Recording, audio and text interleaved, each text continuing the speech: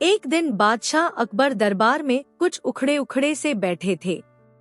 उन्होंने दरबारियों को देखा और ऊंची आवाज में ऐलान किया, हमने बहुत से अजब कारनामे देखे, गाने वाले जानवर, बोलने वाली पेंटिंग, भविष्य दिखाने वाले दर्पण। पर आज हमारा मन एक ऐसे लड्डू को चखने को कर रहा है जो कभी खत्म ही न हो। क्या कोई हमारे लिए ऐसा लड्डू ला सकता है जो खाओ तो सही पर वो कभी खत्म न हो? दरबारियों में खुसुर-फुसुर होने लगी। ये कैसी मांग है? लड्डू तो आखिर खाने से ही खत्म होगा। पर सब जानते थे, जब बादशाह अकबर कोई अनोखी इच्छा रखते हैं तो उस पर अमल करने वाले आमतौर पर बीरबल ही होते हैं। अकबर ने भी सीधे उसी से पूछा, बीरबल, क्या तुम ऐसा लड्डू ला सकते हो? बीरबल ने हमेशा की तरह मुस्कुराकर कहा, जहां पनाह, मुझे 3 दिन का समय दीजिए। मैं आपके सामने ऐसा कभी न खत्म होने वाला लड्डू पेश करूंगा। अकबर ने स्वीकृति दे दी और दरबार में सब इंतजार करने लगे, देखें इस बार बीरबल क्या नई चाल चलता है। बीरबल को पता था कि वास्तव में कोई लड्डू ऐसा नहीं हो सकता जो कभी खत्म न हो, पर कोई चतुर जुगाड़ इस नामुमकिन सी मांग को मुमकिन सा दिखा सकता है। उसने अपने परिचित हलवाई को बुलाकर एक बड़ा गोल कुंदन लड्डू बनवाया, बाहर से बहुत आकर्षक, केसर, मेवे और चांदी के वर्क से सजा हुआ। लड्डू के भीतर का भाग खोखला रखा गया, जिसमें एक छिपा छोटा पात्र, डिब्बा, फिट किया जा सकता था। इस पात्र को एक पतले ट्यूब से जोड़ा गया, जो लड्डू के नीचे से निकलता था। जब भी कोई लड्डू को काटता या कुतरता, वहीं से अंदर का हिस्सा फिर से भर जाता था। उदाहरण के लिए, बीरबल ने एक खास तरह की लड्डू वाली मिठाई का गाढ़ा घोल बनाया, जिसे ट्यूब के जरिए धीरे धीरे अंदर भेजा जा सकता था। इस तरह बाहर से देखने पर लड्डू में एक नया गूदा भरता रहेगा। 4 लड्डू के बाहरी आवरण को मजबूत मीठी परत से बनाया गया, ताकि वह बार बार के काटने या हल्के दबाव से तुरंत न टूटे। बीरबल ने 2-3 बार अभ्यास किया। जब कोई इसे खाए तो छोटी छोटी बाइट लेते वक्त भीतर से मिठाई वापस भर जाती है, जिससे लड्डू का आकार लगभग वैसा ही बना रहे। तीसरे दिन बीरबल एक बड़ा सा खूबसूरत लड्डू चांदी की थाली में सजाकर दरबार में लाया। उसके आसपास फल फूल की सजावट थी। बादशाह अकबर ने आश्चर्य से पूछा, बीरबल, क्या यही है वो कभी न खत्म होने वाला लड्डू? बीरबल ने आदरपूर्वक उत्तर दिया, जी हाँ, जहां पनाह, आप खुद इसका स्वाद लेकर देख लीजिए। अकबर ने लड्डू को हल्का सा काटकर एक टुकड़ा मुंह में डाला। स्वाद लाजवाब था, पर उन्होंने गौर किया कि लड्डू का आकार वैसा का वैसा ही लग रहा है, काटने से कोई कमी नहीं दिख रही। एक दरबारी ने चिल्लाया, अरे, ये लड्डू तो वैसा ही है, कम ही नहीं हो रहा। दूसरा बोला, क्या सच में कभी खत्म नहीं होगा? बादशाह अकबर ने उत्साह में और टुकड़े काटे, पर लड्डू फिर भी भरा भरा दिखता। दरबारियों की आंखें फटी रह गईं। कमाल है, लड्डू अभी भी पूरा नजर आ रहा है। कुछ दरबारियों ने भी चखना चाहा, और वाकई उन्होंने भी पाया कि लड्डू का आकार नाममात्र ही घटा। थोड़ी ही देर में फिर से वैसा लगने लगता। दरबार में हड़कंप मच गया। कैसे संभव है? क्या यह कोई जादू है? थोड़ी देर बाद एक शक्की दरबारी लड्डू को हाथ में उठाकर उलट-पुलट कर देखने लगा। उसने नीचे एक हल्का सा छेद और ट्यूब की झलक देख ली। वह चिल्लाया, अरे, यहाँ पर कोई ट्यूब सा बना है, इससे ही यह लड्डू अंदर से भर रहा है। बादशाह अकबर ने भी गौर से देखा और बीरबल से पूछा, बीरबल, क्या इसमें कोई छिपा यंत्र है? बीरबल ने मुस्कुराकर जवाब दिया, जहां पनाह, असल में कोई लड्डू कभी अनंत नहीं हो सकता, पर आपने एक कभी न खत्म होने वाला लड्डू मांगा था, तो मैंने यह जुगाड़ लगाया, एक खोखला लड्डू, जिसके अंदर एक ट्यूब के जरिए ताज़ा मिठाई भरी जा सकती है। इसलिए यह लड्डू आपको खत्म नहीं होता प्रतीत होता है। बादशाह अकबर ठहाका मारकर हंस पड़े। वाह बीरबल, तुमने फिर नामुमकिन सी मांग को अपनी चतुराई से पूरा कर दिखाया। हम सबको स्वाद भी मिला और तमाशा भी देखने को मिला। दरबारी भी हंसे बिना न रह सके। किसी को शिकायत नहीं थी। आखिर सबको एक मजेदार मिठाई का स्वाद जो मिल गया और दरबार में खुशी और मनोरंजन का माहौल छा गया। कैसा लग रहा है आपको ये कहानी? कमेंट में जरूर बताइए और अगर अच्छा लग रहा है तो चैनल को सब्सक्राइब जरूर करें। और चलिए अगली कहानी सुनते हैं। एक बार बादशाह अकबर दरबार में बड़े विचलित बैठे थे। उन्होंने इधर उधर नजर दौड़ाई और ऊंची आवाज में घोषणा की, हमने बहुत से अजब-गजब कारनामे देख लिए, कभी न खत्म होने वाला लड्डू, भविष्य बताने वाला दर्पण, बोलने वाली पेंटिंग। पर अब हमारा मन एक ऐसी चादर देखने को कर रहा है जो रंग बदलती हो। जब कोई उसे ओढ़े या हिलाए तो उसका रंग स्वयं बदल जाए। दरबारियों के बीच खुसुर फुसुर शुरू हो गई। चादर और रंग बदलना, ये कैसे मुमकिन होगा? लेकिन हमेशा की तरह सबकी निगाहें बीरबल पर जाकर ठहर गईं। अकबर ने उसी से पूछा, बीरबल, क्या तुम ऐसी चादर ला सकते हो? बीरबल ने मुस्कुराकर कहा, जहां पनाह, मुझे 3 दिन का समय दें। मैं आपके सामने रंग बदलने वाली चादर पेश करूंगा। बादशाह ने हंसते हुए हामी भर दी और दरबार में सबको इंतजार होने लगा। देखें इस बार बीरबल क्या करामात दिखाता है। बीरबल घर लौटकर सोच में पड़ गया, कौन सी चादर रंग कैसे बदलेगी, पर कोई न कोई जुगाड़ तो लगानी ही होगी। उसने कुछ हुनरमंद बुनकरों और रंगसाजों को बुलाया और समझाया कि एक खास 2 परतों वाली चादर बनानी है, जिसमें बाहर से 2 तरह के रेशमी धागे बुने जाएं। ये दोहरी बनावट, 2 लेयर ऐसी हो कि अलग अलग ओर खींचने या हिलाने पर चादर की असली रंगत सामने आ जाए। बुनकरों ने बड़ी मेहनत से चादर की ऊपरी परत में एक हल्का सुनहरा रंग और भीतरी परत में एक हल्का हरा रंग बुना। बीच में थोड़े पतले रंगीन धागे भी डाले गए जो हिलाने पर उभर आते। बीरबल ने इसके अलावा एक छोटी तरकीब और जोड़ी। उसने चादर के किनारों में बारीक चुंबकीय मैग्नेटिक मोती लगाए।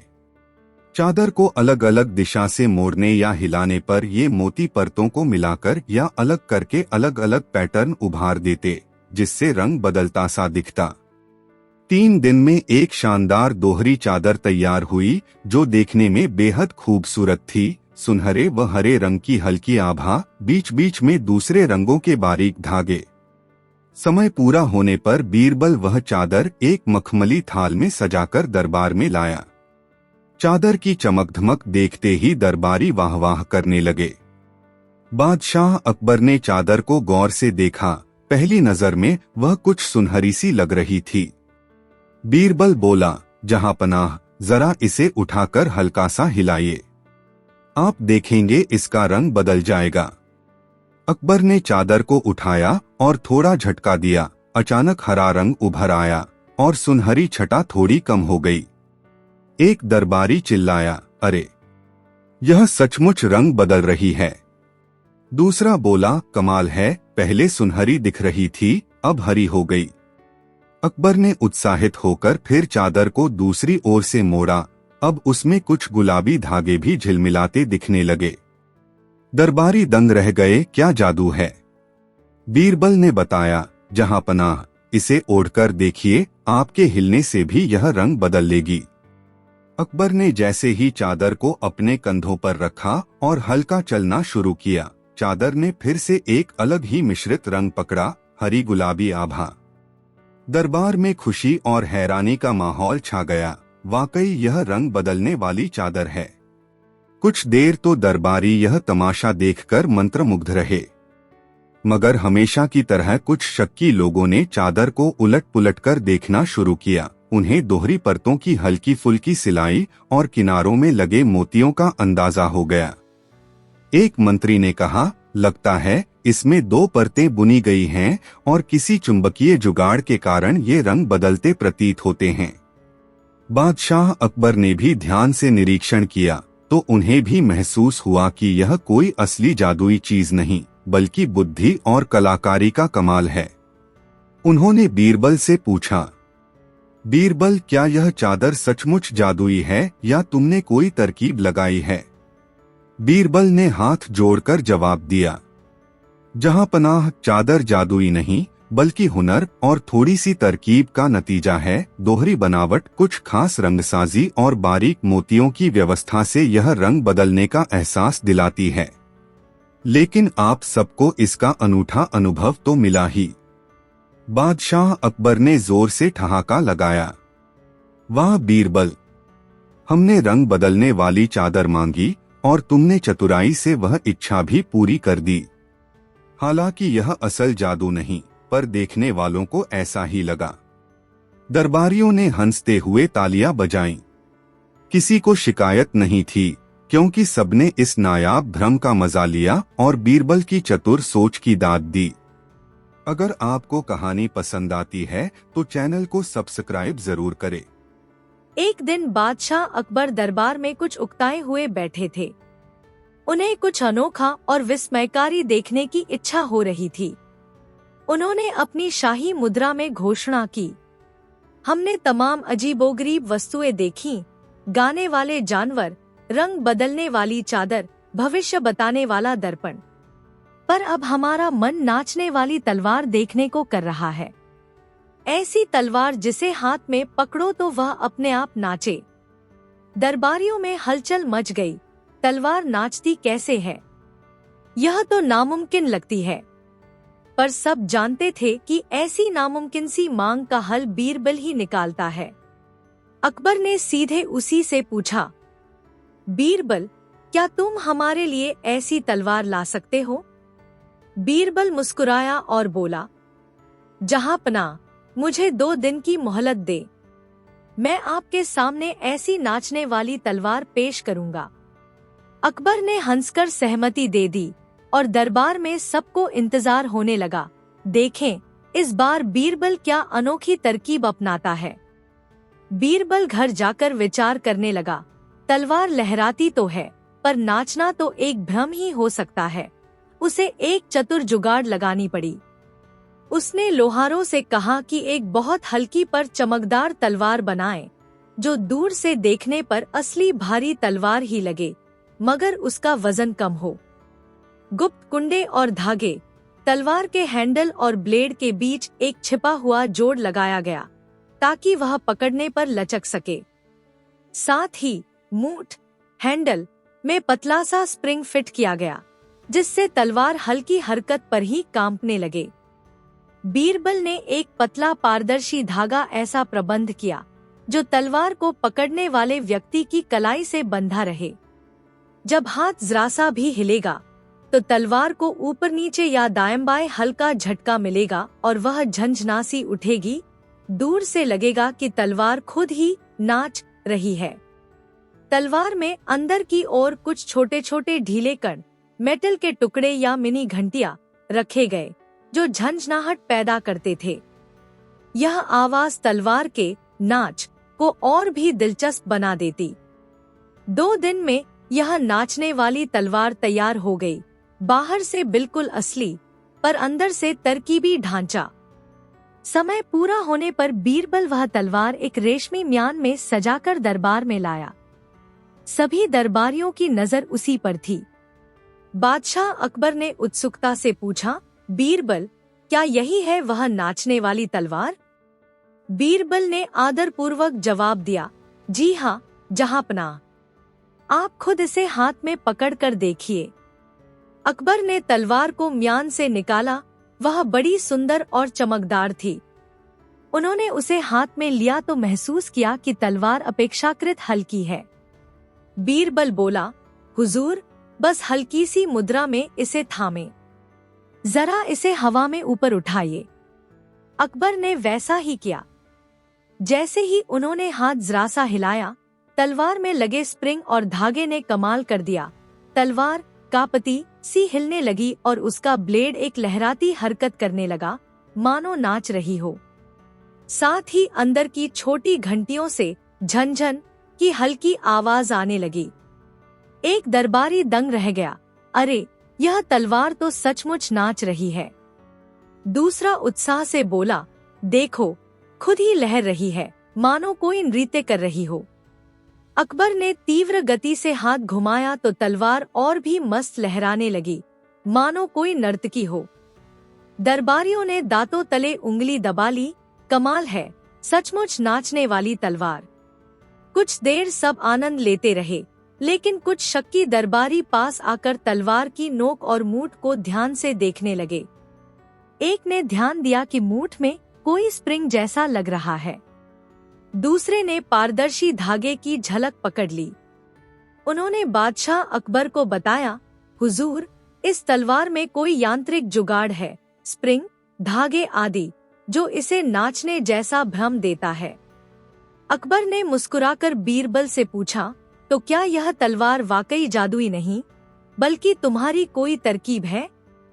बीरबल ने हाथ जोड़कर उत्तर दिया, जहांपनाह, तलवार सचमुच जादुई नहीं है। मैंने आपकी अनोखी इच्छा, नाचने वाली तलवार, को पूरा करने के लिए यांत्रिक जुगाड़ अपनाया है। स्प्रिंग और धागों की सहायता से यह लहराती और झंझनाती है, मानो नाच रही हो।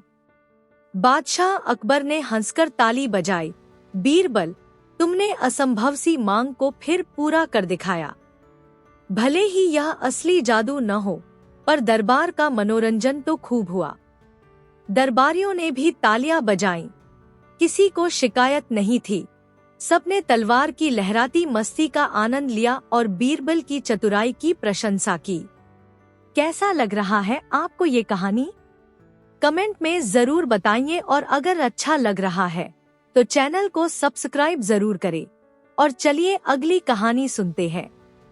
एक दिन बादशाह अकबर दरबार में बड़े मनोरंजन के मूड में थे। उन्होंने ऊंची आवाज में ऐलान किया, हमने अब तक कई अनोखी चीजें देख लीं, नाचने वाली तलवार, गाने वाले जीव, रंग बदलने वाली चादर, पर अब हमारा मन एक उड़ने वाले कालीन को देखने को कर रहा है। क्या कोई ऐसा कालीन ला सकता है जो उड़ सके, जिस पर बैठकर हवा में सैर की जाए?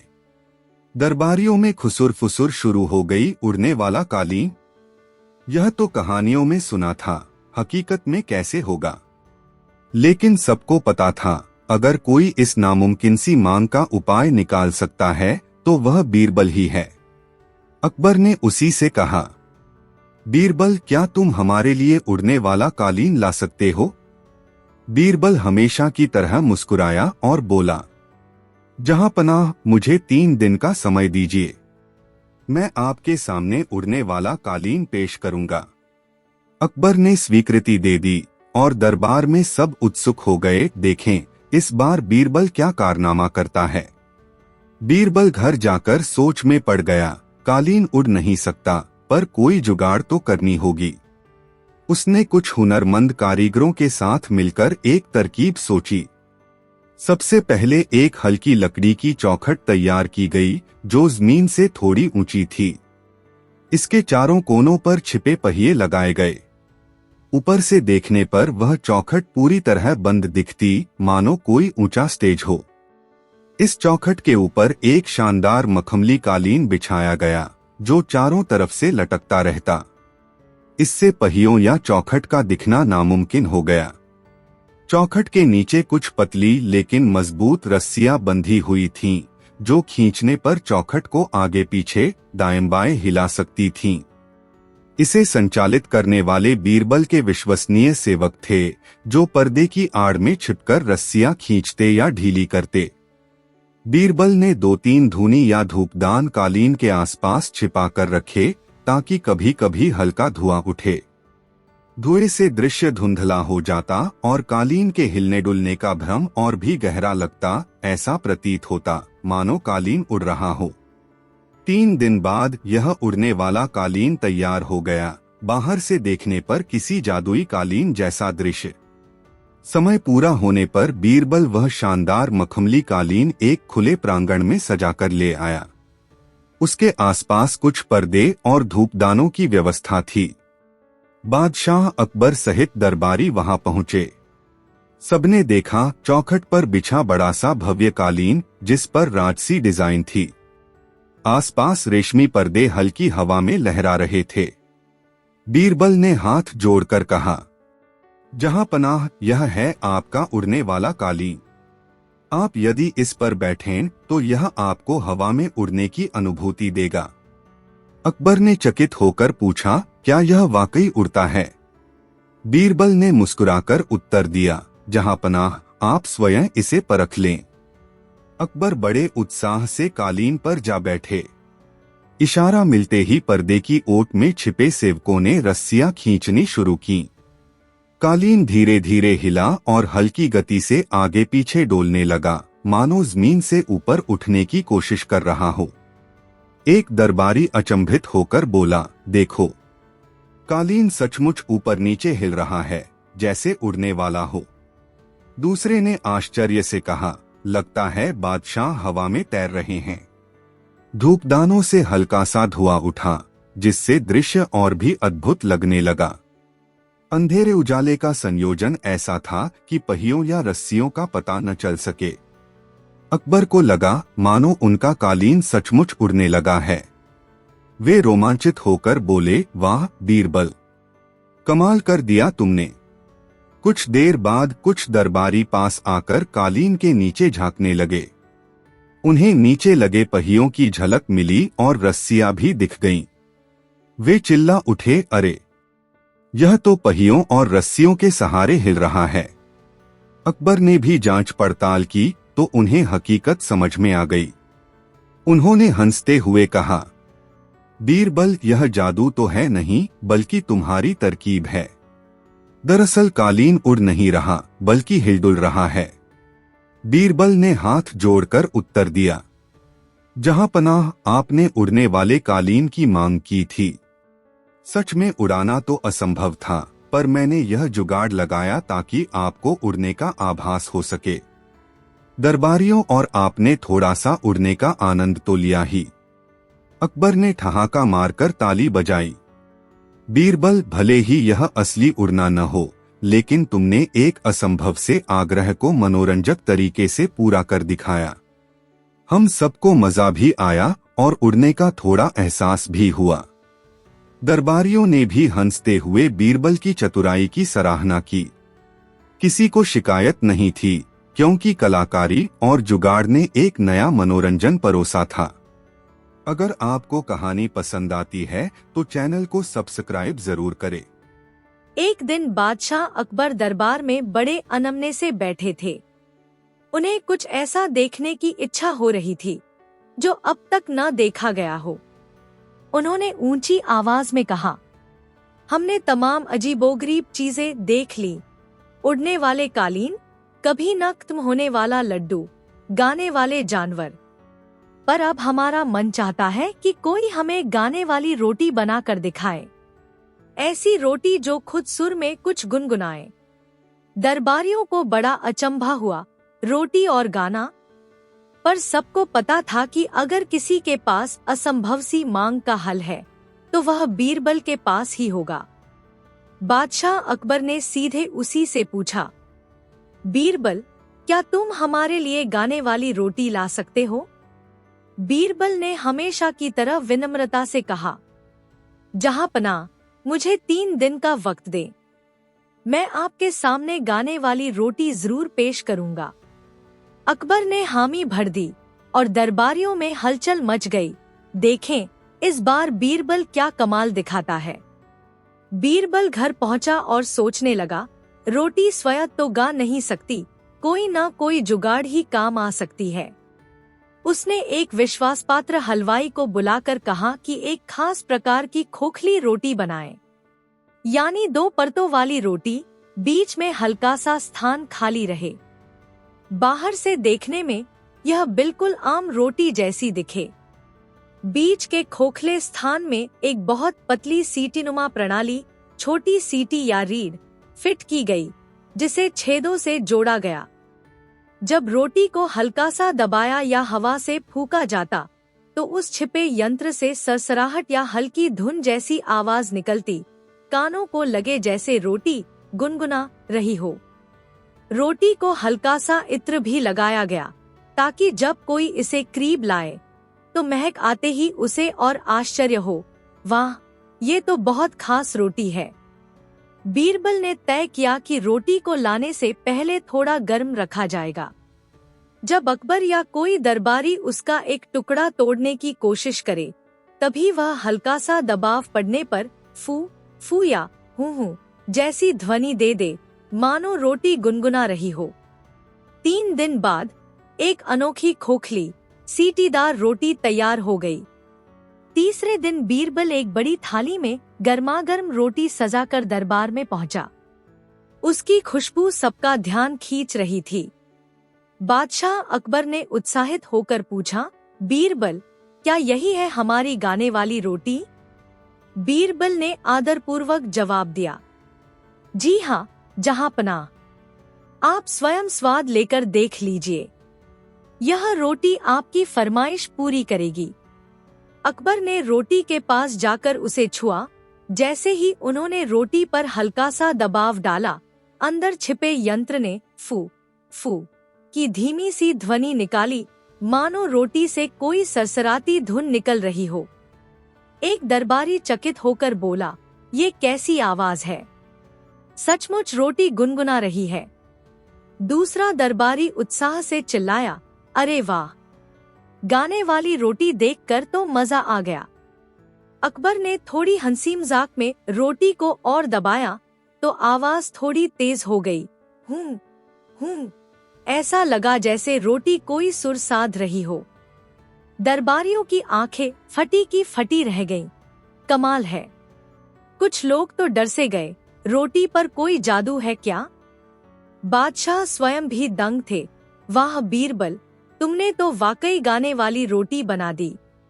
कुछ देर सबने इस गाने वाली रोटी का तमाशा देखा, लेकिन जल्द ही एक शक्की दरबारी ने रोटी को उलट पुलट कर देखा। उसे उसके किनारे पर एक छोटा सा छेद मिला। थोड़ी कोशिश के बाद उसे पता चल गया कि रोटी के अंदर कोई सीटी या रीढ़ लगी है। उन्होंने बादशाह अकबर को बताया, हुजूर, लगता है रोटी में कोई यंत्र लगा है जिससे यह आवाज कर रही है। बादशाह अकबर ने भी रोटी को ध्यान से देखा और बीरबल की ओर सवालिया नजरों से देखा। बीरबल, क्या यह वाकई जादुई रोटी नहीं बल्कि तुम्हारी कोई तरकीब है? बीरबल ने हाथ जोड़कर कहा, जहांपनाह, रोटी असल में कुछ नहीं गा सकती, पर आपने गाने वाली रोटी की मांग की थी तो मैंने इसमें एक नन्ही सीटीनुमा प्रणाली छिपा दी। दबाव पड़ने पर आवाज निकलती है और लगता है कि रोटी गुनगुना रही है। अकबर ने ठहाका लगाया और ताली बजाई। बीरबल, तुमने फिर असंभव सी मांग को पूरा कर दिखाया। चाहे यह असली जादू न हो, लेकिन हमारे दरबार को हंसी और अचंभे से भर दिया। दरबारी भी हंस पड़े। किसी को कोई शिकायत नहीं थी। सबको यह अनोखा और मजेदार दृश्य जो देखने को मिला। कैसा लग रहा है आपको ये कहानी? कमेंट में जरूर बताइए और अगर अच्छा लग रहा है तो चैनल को सब्सक्राइब जरूर करें। और चलिए अगली कहानी सुनते हैं। एक दिन बादशाह अकबर दरबार में बड़े ऊबे हुए बैठे थे। उन्होंने ऊंची आवाज में कहा, हमने उड़ने वाला कालीन, गाने वाली रोटी, कभी न खत्म होने वाला लड्डू, बहुत सी अनोखी चीजें देख लीं, पर अब हमारा मन एक रोता हुआ पेड़ देखने को कर रहा है। ऐसा पेड़ जिसके तने से आंसू बहते दिखाई दें, मानो वह रो रहा हो। दरबारियों में सुगबुगाहट शुरू हो गई। पेड़ और रोना, ये कैसा अनोखा विचार है। लेकिन सब जानते थे कि ऐसी अनहोनी मांग को पूरा करने का जिम्मा प्रायः बीरबल ही उठाता है। अकबर ने भी उसी से कहा, बीरबल, क्या तुम हमारे लिए रोता हुआ पेड़ ला सकते हो? बीरबल ने हमेशा की तरह सहजता से उत्तर दिया, जहांपनाह, मुझे 3 दिन की मोहलत दें। मैं आपके सामने ऐसा पेड़ पेश करूंगा जिसे देखकर लगेगा कि वह आंसू बहा रहा है। अकबर ने हंसकर हामी भर दी और दरबार में सब रोमांचित हो उठे। देखें, इस बार बीरबल कौन सी तरकीब अपनाता है। बीरबल घर पहुंचकर गहन सोच में पड़ गया। पेड़ सचमुच तो रो नहीं सकता, कोई न कोई जुगाड़ ही लगानी होगी। उसने एक बढ़ी से कहा कि किसी मध्यम आकार के पेड़ के तने को बेलनाकार रूप में खोखला करके तैयार करें। बाहर से देखने पर वह सामान्य तने सा दिखे, लेकिन अंदर एक छोटा खाली कोठा हो। इस खोखले तने के निचले हिस्से में एक छिपा हुआ छोटा जल भंडार, पानी का टैंक बनाया गया। तने पर जगह जगह से बहुत पतली नलियां, छेद बाहर निकाली गईं, जो ऊपर से दिखाई न दें। इन नलियों में से पानी की बूंदें टपक सकती थीं, मानो पेड़ के तने से आंसू बह रहे हों। पेड़ के पास ही एक पत्थरनुमा संरचना में पंप या हाथपुष्ट जैसा जुगाड़ रखा गया। उस जमाने में कोई सरल दबाव यंत्र। जब इसे हल्के से दबाया जाता, पानी ऊपर चढ़कर उन नलियों से बाहर गिरता। ऐसा प्रतीत होता कि पेड़ रो रहा है। ऊपर वाली शाखाओं पर हरी हरी पत्तियां और कुछ नकली फल भी लगाए गए, ताकि पेड़ हरा भरा लगे, जिससे किसी को संदेह न हो कि तना अंदर से खोखला है। 3 दिन में यह रोता हुआ पेड़ तैयार हो गया। दूर से देखने पर एक साधारण पेड़ जैसा, पर भीतर एक चतुर मैकेनिज्म। तीसरे दिन बीरबल उस तैयार पेड़ को महल के बाग में लगवाने की व्यवस्था करवा दी। बाहर से कोई देखे तो एक नया पेड़ लगा हुआ लगता। बादशाह अकबर और दरबारी वहां आए। उन्होंने पेड़ को ध्यान से देखा। वह सामान्य सा हरा भरा पेड़ था। थोड़ा तना मोटा था, लेकिन कुछ खास अलग नहीं लग रहा था। अकबर ने जिज्ञासा से पूछा, बीरबल, क्या यही है वो रोता हुआ पेड़? इसमें तो अभी तक कोई आंसू नहीं दिख रहे। बीरबल मुस्कुराया और बोला, जहां पनाह, जरा पास जाकर देखिए। जब यह दुखी होता है तभी इसके आंसू बहने लगते हैं। बीरबल ने संकेत से अपने सेवक को हाथपुष्ट पंप दबाने का इशारा किया। अचानक तने से बारीक बूंदें टपकनी शुरू हो गईं, मानो पेड़ के आंसू बह रहे हों।